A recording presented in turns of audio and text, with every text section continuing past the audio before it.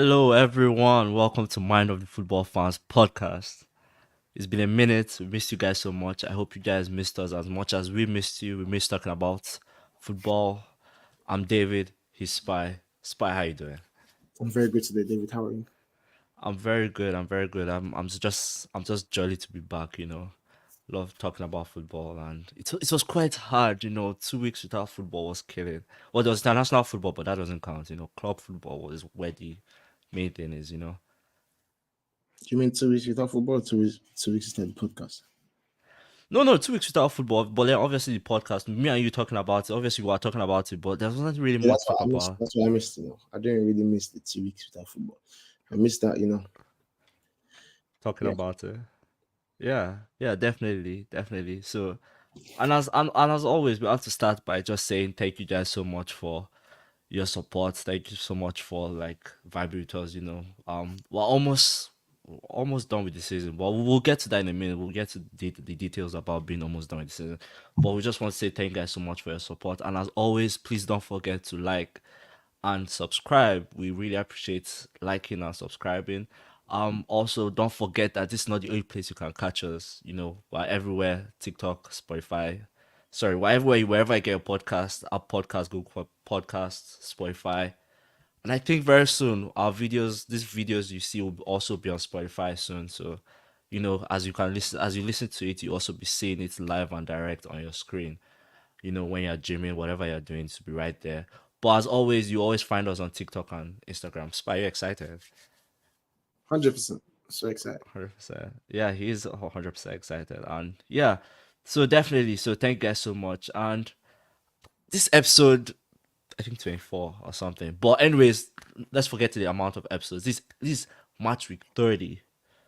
As always, from now on, every episode title will always have the running because we're pretty much in the running of the Premier League. Um, 30, 30 games in, 9 more to go actually. After yesterday, it was pretty much every team has 9 more or 10 more, depending on how many games you have to play. But that's pretty much where we are at. The Premier League running has begun. The season is almost over. It's still a very tight race at every part of the table. I don't know if that English is correct, but it's still a very tight race at every part of the table.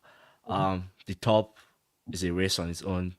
The Champions League spot a race for on its own. Europe itself is a race on its own. Yes, as well. Sorry. For the Champions League spot, That's the it. race needs to That's continue. yeah.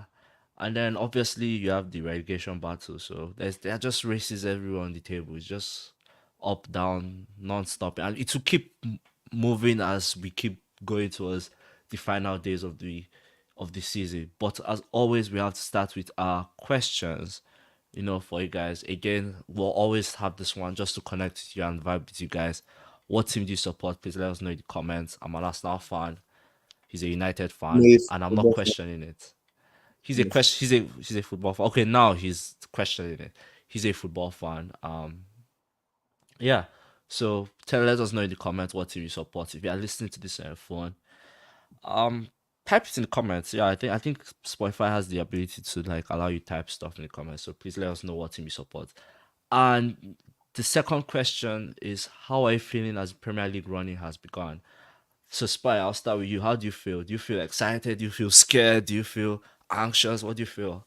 As a football fan, it's very, very exciting. We love this non-fixed drama. What do I mean by non-fixed? I mean like we don't have because by this time that season we already had that. Oh, Arsenal and City up there. But now we don't have Arsenal and City up there. We have Arsenal, City, Liverpool, which is a three-way title race is always very interesting, which we haven't seen in a couple of years. And as a football fan, we're so happy to see that right now. The relegation battle, we're seeing teams that could get relegated putting up big fights against big team. Talking about Luton, talking about Forest, so on and so forth. So there's a challenge everywhere. In the middle half of the table, conference, there's a challenge. UEFA spot, there's a challenge. Europe, Yeah. Europa glory in total, there's a challenge. And yeah, it's a beautiful game to watch. But now, as a United fan, at this point, I just said, bro, whatever happens, happens because we need to rebuild the squad. We Mm, need to rebuild the squad, and that requires us to sacrifice a couple of Champions League spots, a couple of Europa League spots. Left for me, I want a situation where we sacrifice so much that we'll be in the middle of the table and we come back stronger. I would love that than to stay always in Champions League spot and then get knocked out. And then, do you understand what I mean? So yeah, yeah, that's nah. I feel that I completely understand, and you know what? And for me, as an Arsenal fan, but obviously as a football fan, I'm excited for it. Wherever Arsenal finishes, and we'll come to that in a minute. But wherever Arsenal finishes, I'll take it because this it's not easy to compete against a Liverpool with high emotions, obviously, because Klopp is leaving, and then with a City team that have been doing it for years. So it is kind of tough. So wherever we finish, I'll take it. But I am excited because I want to just put something. Sheffield that is last on the table, right? If they win every game from now to the end of the season, they can actually not get relegated. That's crazy. That's crazy. I don't just like the fact that you said Arsenal has not been accurate before. Last season we saw it, but it's Arsenal, and you know what they did. Shall I tell you what they did? Surprise me. Okay, I'm happy for you. I'm happy for you. That's crazy. I'm happy for you. But again, I'm excited for it. Let's kick on. Let's hear what you guys think in the comments. How do you feel about it and where your team is at? And if you don't support any team in the Premier League, that's fair. Tell us where your team is at, wherever you support them at. I'm probably sure most of you will say Madrid or Bayern or whatever, but like those guys are pretty much done. So, but just let us know in the comments, and yeah. So let's get right into it. Match week 30. Um, the biggest game, kind of. Okay. Let's put it like this: the most hyped game of the season was this game, and safe to say it was very still. From a neutral's point of view, it was very boring. From an Arsenal or a Manchester City point of view, it was a game. Manchester City nil, Arsenal nil. Arsenal are the first team to hold Manchester City to not scoring at the Etihad in 57 consecutive games. That streak was broken. 50, we're dating back all the way to 2021 or something like that. I can't remember the exact date. But that's crazy the way you think about it. Like, that is crazy. And and just to put it out there, it kind of looked like both teams came to play. When I started, I said it kind of stale. It's like both teams respected each other and they were like, okay, we're not going to lose today. And Arsenal did it in their defending. City did it also in their defending, but they were not able to break down, you know, Arsenal and stuff like that. So tell me, what do you think of it? Do you think otherwise, or what do you think? I think it was the build up to the game was overhyped, and what we saw as football fans was very disappointing. We That's saw fair. what we saw on the pitch was not. We did not see two teams going for a title. No, what we saw was two teams that respected and wanted to break each other down tactically. Mm, chess match. 100%. We saw the master versus his apprentice, and his apprentice is about to be a master. That's exactly what we saw. We saw a whole lot of respect in that pitch, and we needed entertainment. This is first versus second. Give us sign. But we didn't see that. But like I said, whatever we don't see, someone else sees it. So to us now, that's a good point. To City, they would have wanted better, but that's also a good point. But to Liverpool now, they're seeing space and Uh, ability to yeah. punish. And unfortunately, the people that are going to punish is going to be United next week. Yeah. And we'll talk about Liverpool in a minute, but I just want to say something. Let's give credit to Arsenal defense. You can't like they held City to one shot on target at the Etihad. If you can tell me the last team to do that, I'll literally give you anything you want right now. Just tell me the last team to hold City to one shot on target at the Etihad. that's just credit to Arsenal's defense, and obviously I'm an Arsenal fan, and there's a little bit of bias in there. But like you could see that Saliba and Gabriel, if they are not the best centre back duo in the Premier League or even in the world right now, I don't know who is. Like, just tell me the best centre back pairing right now in the world.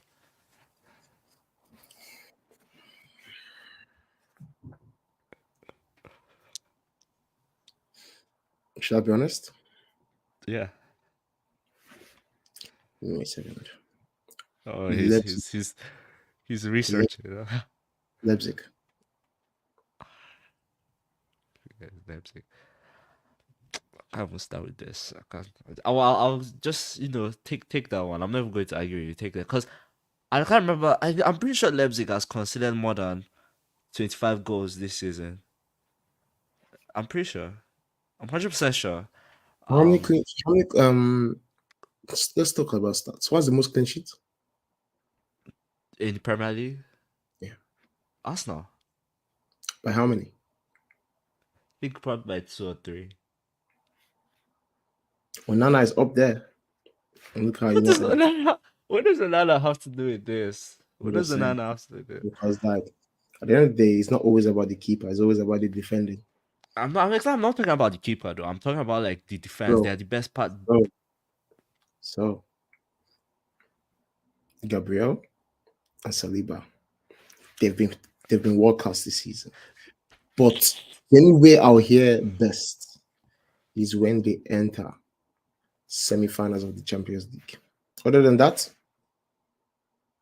Okay. Okay. And good segue into what next I'll talk about.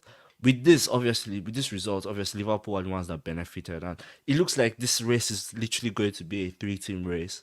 And City obviously have been there and they have done it, right? They have won it. And then they face Madrid in Champions League. And they could potentially face Arsenal or Bayern, whoever they want. Like whoever it is that's who they are facing in the semi-final of Champions League. And then Liverpool, Europa League, clubs last season, things like that. And then Arsenal, 20 years 20th anniversary of winning the league. Like we're talking about back to '04, and then never won a Champions League. These three teams, do you think any of them should prioritize one over the other?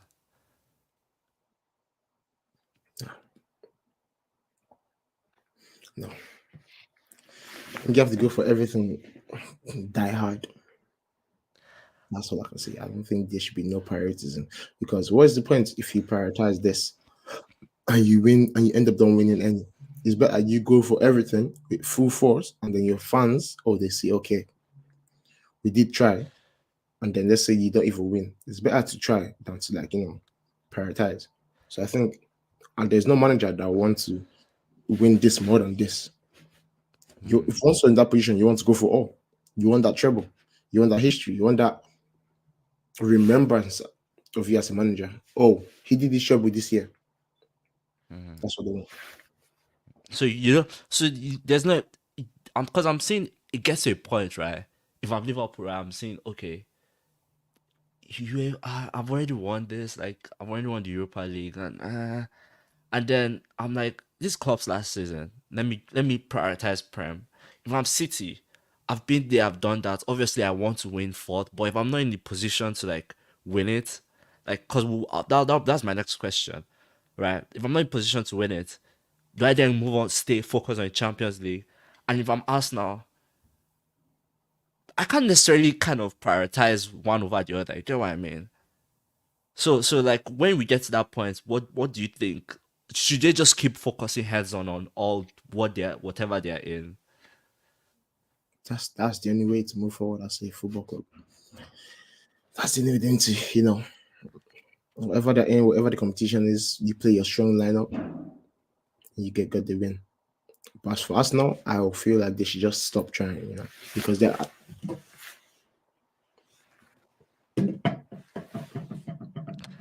Okay.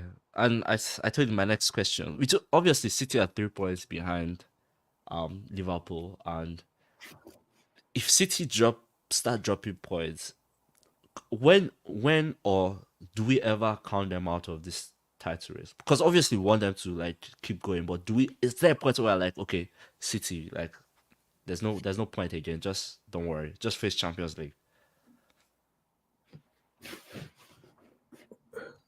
Yes. I feel if they lose, or actually if they drop 3 more points, if they Hmm. lose any game now, I think they're out of it. So just one more loss. Just one more loss.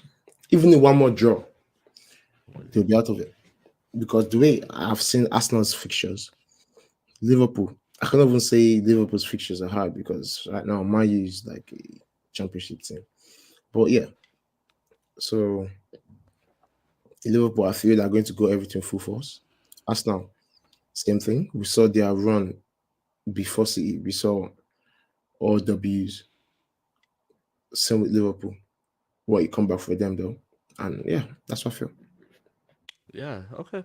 I completely understand. Definitely. Definitely. And that this is a good segue to go into the next game. Liverpool 2, Brighton 1. Um Liverpool fell behind with an amazing goal by Dan. Well, come on, that finish was spot on. That was a spot on finish. And I have to give proper props to that. That was bad English. I have to give props to Alexis McAllister because he balled that midfield. Like if you watch that game, he was pulling all the strings left, like pulling all the strings. Like, and I feel like that front six of Endo, Soboslai, and McAllister with Salah, Nunes, and Diaz. I think they're starting to gel and you're starting to see how good they are becoming. And you see the freedom McAllister is having. Obviously, when he first came, he was playing the holding, so it was quite tough for him. But now that he's free with Endo coming in, that freedom, you start seeing it. He's playing all the passes. Him and Salah connecting with, and even that was his name, something Clark, right? Was it Clark? What's Clark, the fullback's name? Clark, see, Simmons, No, no, or no. Clark, The one that came in for Alexander Arnold, Clark. Clark, something Clark, right? Mhm. Whatever, I can't remember his name right now. But they are all gelling there, making passes. Nunes wasn't his best game though, but then he still had one or two bright spots. And then obviously Diaz just pops on when he needs to pop up. You know what I mean? And so you are just seeing how dangerous that whole front six is looking. Probably one of the most dangerous, probably the most dangerous front six right now. To be honest, debate for another day. But you know what I mean? It's just starting to gel. Yeah, the debate for another day. So it's just starting to gel, and again, this is like Liverpool have picked up the most points from losing position this season. So at this point, I think Opta, if I remember correctly, Opta has them the favourites now to win the lead and stuff like that. Well, what do you take from that game? What do you take from that game? I took Liverpool. Yeah, you went from that game against Brighton. I'll say what a comeback for you. But if they go down against a team like Arsenal or a team like Man City, no coming back for you. Well, technically, they don't play them anymore. You don't So play them anymore. But then that's a lesson because there's that other teams that can also lock up on their day, just like the way Arsenal and Man City lock up on every other day. So if them going down early shouldn't be the priority of a team going for the title challenge. You lock up the defense first of all. The attack is the best form of defense, mm, unless they counter attack. So I did that. Okay. uh, obviously they were playing Brighton, and with Klopp leaving and Xavi Alonso staying at Bayern Leverkusen, the name everyone is hearing now is De Zerbi, De Zerbi, De Zerbi. And this was kind of like people were saying this was like an audition for him. Do you think he's the right man for the job, or is there someone out there better that you think will suit this Liverpool team No, once Klopp leaves? I think either Alonso or Spy should manage Liverpool once club leaves. I think that's like best replacement Mm, tactically and for the club. They know the history of the club. They know what the club wants. mm, mm. Yeah, Sorry. You said Xavi and Spy. Spy. Okay, you Spy. Okay. No, no, no. Fair. I'll petition for you too. I support you No, but 100%. I excuse support. me, you saw me managing work back at home. You saw Yeah, that yeah, yeah. I carried a mid club to win the cup. Yeah, I yeah, definitely, definitely. And all you have to do is just get your coaching license and all that stuff, and you are good to go. played a little bit of chess, which I already did, get that Yeah, mastermind yeah. or good to go. But in all seriousness, Shabby, I don't say should be the best replacement tactically for the But club I mean, he's for the not, football. he's not living in Leverkusen. He did It's come going out to and leave. say he's not living. Maybe so. I'm saying ideally, that's the best replacement. If not, Jose Mourinho could do a good job in Liverpool as well. Don't get me wrong, he could. Bro, I don't. I can't see that. I can't see Jose coming back to any team in the Prem though. Like his style doesn't just fit any team right now. Like But you that's know, the thing about his.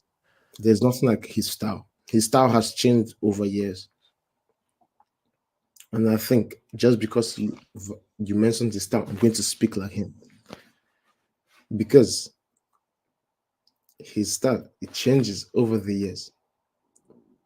Over the years, over different clubs, his style has changed. Back in Chelsea, 2012, a different style of football. Back in Manchester United, different. See how they play, where they play, if they play, and how they play. But in all seriousness, Jose Mourinho, he always like his style is about the player and the quality he has around him. Just Chelsea, very attacking. Inter, very attacking. mm, Won cups, won titles. Real Madrid wasn't defensive. He created R9, which right now is Lewandowski, but before he created R9, R9 was a problem. Don't deny it. R9 was a problem before he went back to R7. Or CR7 rather. Roma, brilliant. Manchester United, he did his best. He won a title with them, which we hadn't seen since. Oh, Sir wow. Alex. The reason why people say, oh, he did not do good for Man U, he did very good for Man U. But at the end of the day, it's Manchester United. That's a social media team. Now, in Liverpool, look at the quality he has. He's not going to defend. His defense is already good. Put Van Dijk there. Put Joe Gomez on his day. Good to go. Just that he's going to drill Trent. And I think Mm, he'll be the manager that will turn Trent into that little RCM right side of midfielder. I think he's the one that has the quality to do that. mm. But we'll see. Yeah, definitely. Definitely. It will be interesting to see who Liverpool go for and how the post Klopp era goes. But one thing is for sure, we'll definitely miss Klopp. Definitely miss Klopp in the Prem.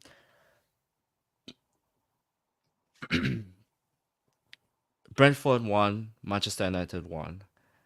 With the top of the table crash kind of done, the race is that's done. Next race up is the Champions League race for Champions League spots, which potentially could be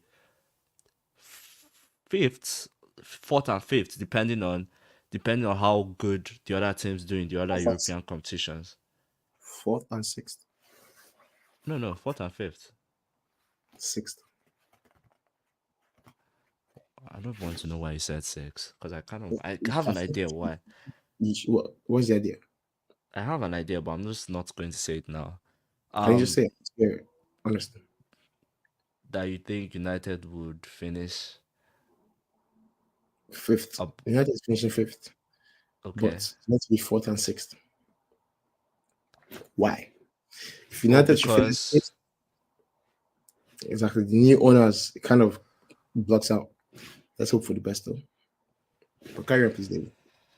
uh yeah, but so United won, Brentford won, United won. Starting positive, Mason Mount scoring. That's a big positive for him. Obviously, he's been injured and he's been coming here and in and out of the team, in and out of the team, trying to gain fitness. So him scoring for me, I think that was what made me so happy to see. I was just so happy to see that. But then that is very positive you could take away from the game. Yes. The rest negative. Every no, Scoring, no, scoring. no, another positive. Onana faced over 30 shots but considered one. That's a positive. Do you know what? Do you know what? I can't. I won't even look at that as a positive because I he will. faced only five on target. Only five on target. Not Four his hit the fault. woodwork. Four hit the woodwork. One was a Charge, goal. charge. Uh so yeah, going to the negatives. Obviously, you scored and then you concede. Like literally, I closed my eyes and I opened it and they scored, and I'm like, what the freak hell is going on here? And then facing 31 shots, or even though five were on target, four hit the woodwork. Then obviously the one was a goal, and I'm like, it looked like a smash and grab, which to be honest, that would have been fair. If it was a smash and grab, it would have been 100% fair. But then to then concede the way you did, and then there was no style whatsoever, no style whatsoever in the football United played. Like that's Brentford had nowhere this season. Like Brentford literally nowhere. You should be balling Brentford. Like, come on, balling Brentford. And then the 31 shots. I don't think any United fan enjoys seeing that stat. 31 shots. I heard something about in the last two games or something like that. United had faced close to 100 shots. I'm like, a Manchester United team, 100 shots. And then to make it worse, they play Liverpool. Obviously, there's their midweek games, and I can't remember who they play this midweek. But then the next big one is Liverpool, right? And obviously, yeah. So tell me, what do you feel as a United fan? What's up? What's with the mood swings in results, in performances, and in everything? It comes down to one thing: we need to rebuild. We need to rebuild. That's all I'm going to say. Because if I speak further to United, I think we're going to go an extra mile. When I mean an extra mile, I mean like it's not going to be a 1 hour podcast. It's going to be a 4 hour podcast. So we need to rebuild. That's all I'm going to say. Do you think Ten Hag needs to be part of that rebuilding process? I think he very much needs to be, because if right now what is helping the squad is not bringing new managers, bringing out managers. No, stick with one. When Ferguson came, he wasn't the best manager in the world, was he? No. Stick with one. Let him build over time. Inflict his tactics. Inflict his discipline. And the third I have been hearing recently about Ten Hag is after the game, United fans will see some. Pardon me, I'm going to use the word dog shit football. When we see the dog shit football, Ten Hag goes to a conference and say that we play really well. This Mm, is saying that it's not this. He's saying that, but that's not definitely not the same thing he's saying to his players. Because before, whenever Ten Hag calls out his players or calls out mistakes, the press, that's the thing about English press. You cannot win. You cannot win. When he calls out this, he calls out that, oh, the defense is really, Ten Hag is talking about his defenders. How can this guy win? Is the question. So now he goes out there with a positive mindset and he still gets backlash. English press has their way of doing things, but he just needs to rebuild. What Teta did to Arsenal, take 2 years, take everyone out, discipline one, use that one as example, which he has done with Sancho. When he did it with Obama first, he wasn't going all rains and sunshines. No. Once he disciplined Obama, people were like, oh, we need the goal scorer.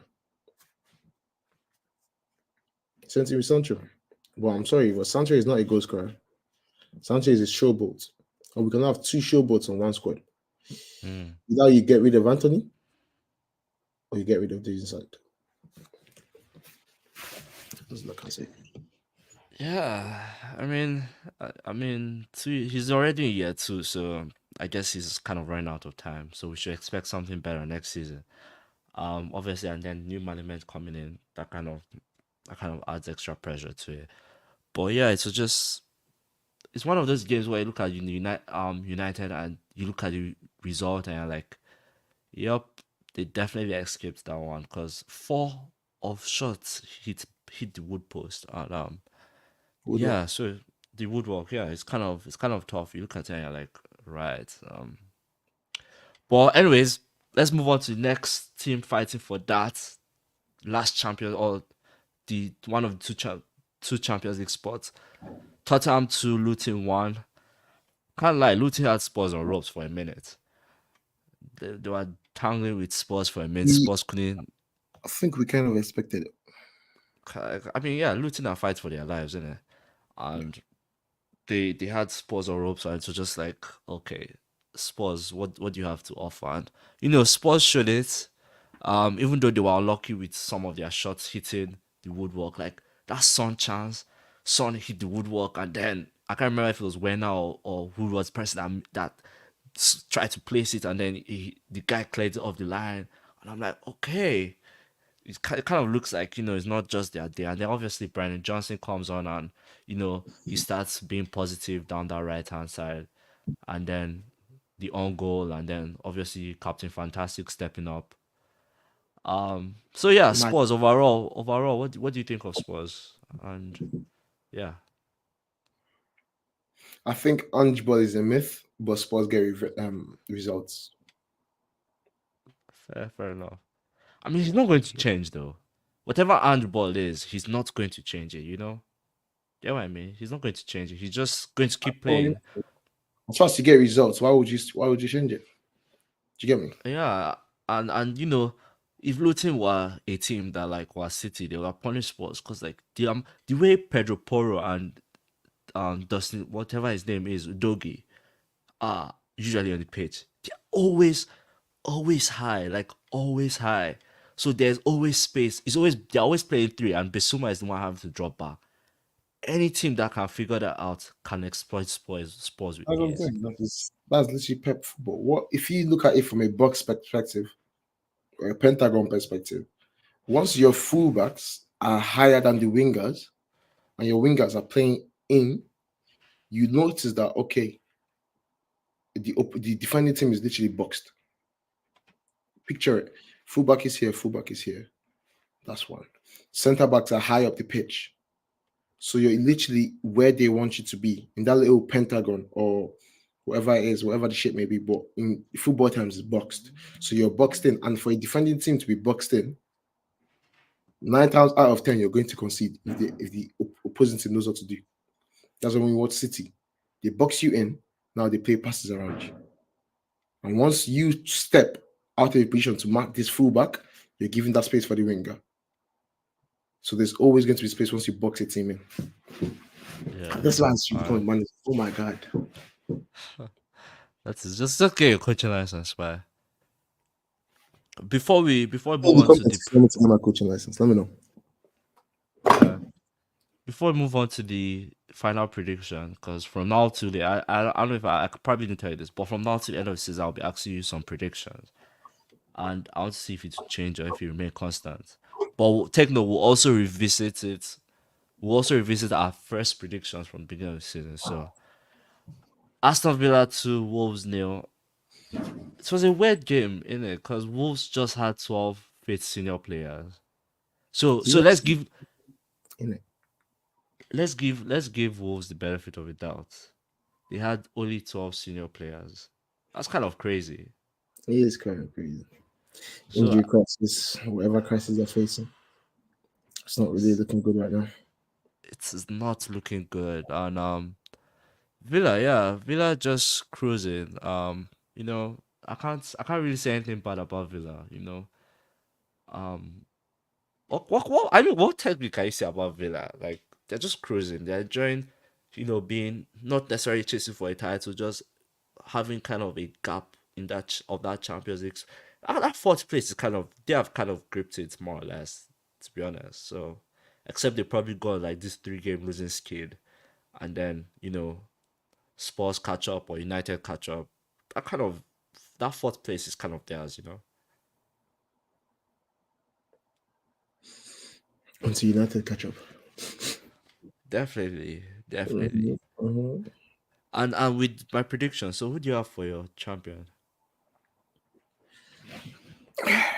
I'll ask you every episode from now to Manchester the end of the season. Manchester City. Okay. Who is completing top four? Manchester City, Liverpool, Arsenal, Villa. Okay. Where's United finishing? Sixth. Sixth. So Spurs finishing fifth. Yes. Okay. Next, let's move on. Chelsea 2, Burnley 2. Chelsea are stupid. No offense. Chelsea are stupid. 10 let me not. Burnley had 10 men. That red Nine. card was quite controversial, actually. Nine. I mean, let's not count Vincent Company's red card. You have to. Either ways, they had 10 men, and that red card was also controversial. Like, I don't think that was meant to be a red card, let's be honest. That was looking not meant to be a red card. I've seen worse challenges that get yellow cards. So Ah, but anyways, and Chelsea had obviously they had the 1 point, they had the 1 goal lead. Then it slipped, then they scored again, and then they allowed it to slip. And I'm like, bruh. And obviously, Poch coming out and saying, "Oh, we lack the mentality." And then Cole Palmer came up and was like, "Oh, this is a disgrace. We players have to look at." I'm like, what are you telling me? You have to look at yourself, bro. Like, don't get me wrong. Yes, Cole Palmer is balling. He's carrying the team, but like it's shite. that team is they're a bunch of bullocks in there. No offense. Offense taken. Well, hey, I'm not a Chelsea fan. Joseph, I know you're going to watch this. Chelsea fans, take offense to that. I'll give you But no. David's, Think of how do you let David's a two phone go number. You can call him and I'll give you that. how do you let a 2 goal lead slip in We've seen that happen so many times, David. We've seen it happen. 10 men, spy, 10 men. 10 men. That one happened, but we've seen the two You know, goals. they almost actually lost the game, though, to be honest. They almost actually lost the game. Chelsea. It is Chelsea. Anyways, Chelsea, I don't see them finishing more than 10, so let's leave it that way.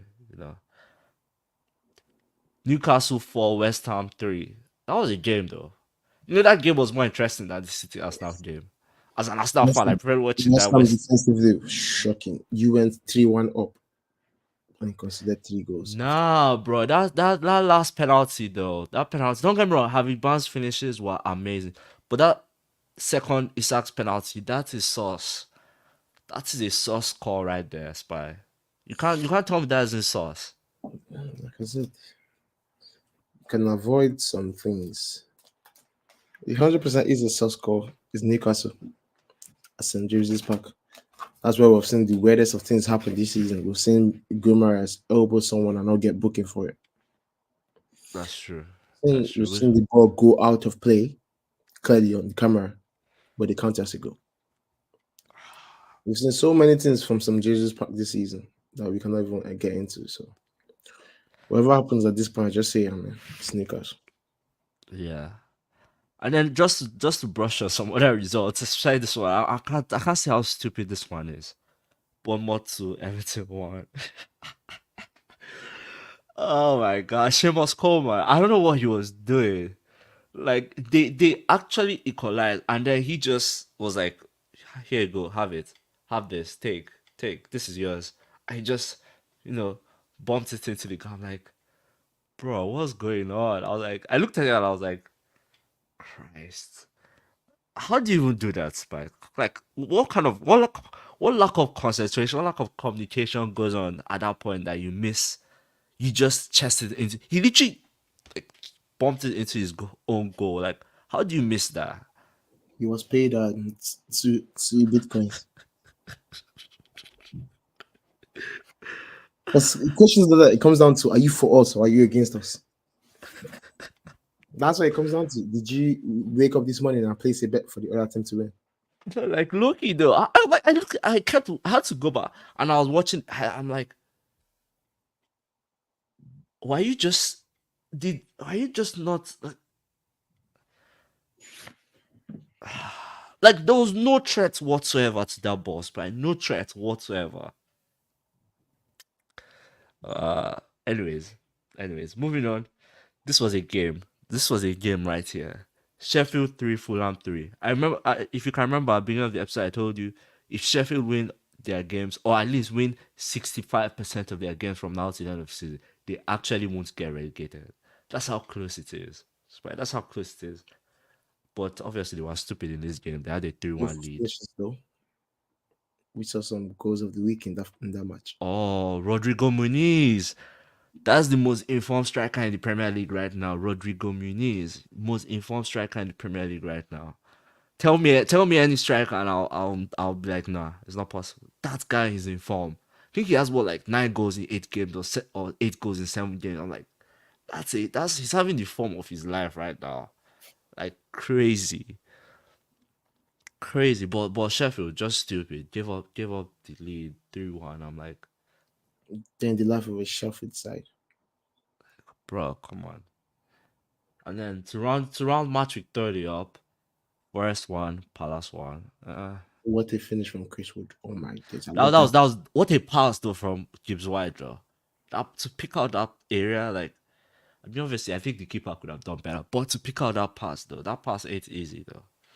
That Not all. pass ain't easy. That's But master. yeah, yeah, definitely. That is your match week 30 roundup. Um, predictions for your relegation, for the relegated teams. Arsenal, Sheffield, Forest. Spy. Forest? Let me just allow you. Let me be serious now. Mathematically speaking, even if Arsenal lose every game from now to the end of the season, they cannot get relegated. Just so you know. Sorry? Mathematically speaking, Arsenal cannot get relegated.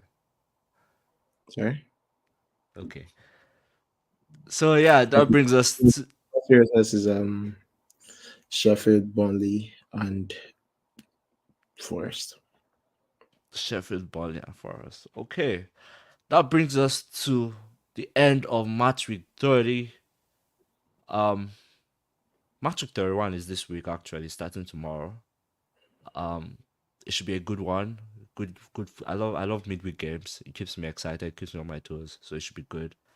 Um, what else I good with this? What else I good with this? The running has begun. 10 more games. Actually, 9 more games to go. Some teams still do have 10, but 9 more games to go. Again, there's battle every part of the table you look at. Um, and this is what we're here for. This is why Premier League is the best league in the world. And we're here for it. We're here to bring you all the tea, all the deets, everything. That's why we're here. We absolutely enjoyed being with you guys this week.